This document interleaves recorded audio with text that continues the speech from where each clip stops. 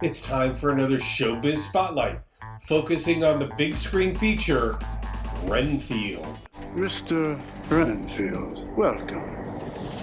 I am Dracula. You will make a very good assistant. No! He's evil. We will protect you. You have the word of the most trusted institution on earth, the Catholic Church. It's an R-rated fantasy, but it's hilarious, and that's a balance that you have to find. And thankfully, Nick is someone who has tremendous wit and comic timing, so we were able to riff off of each other. I need to get out of a toxic relationship. My boss, he's different. You can't get him out of your head. No. I need your assistance. I'm coming, Master!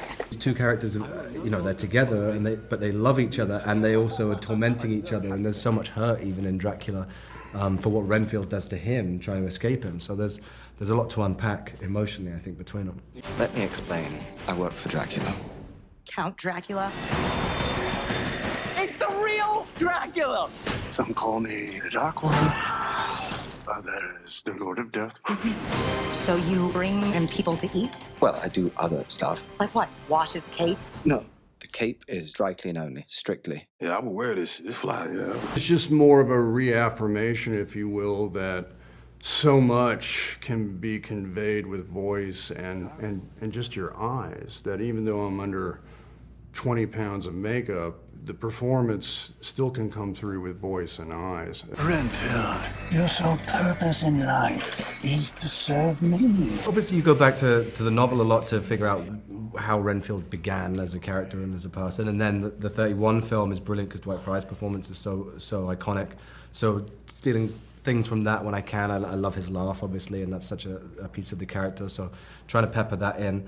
I am Dracula.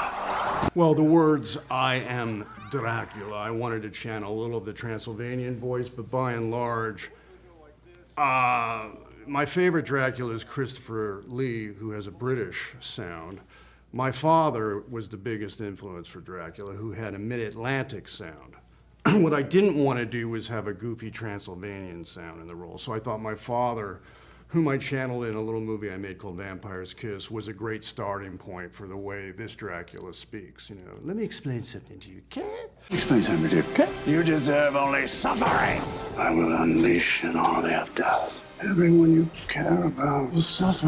What I love with what Nick did to it, he brings a lot of these two characters, they're together, but they love each other, and they also are tormenting each other, and there's so much hurt even in Dracula for what Renfield does to him, trying to escape him. So there's a lot to unpack emotionally, I think, between them. Some call me the Dark One.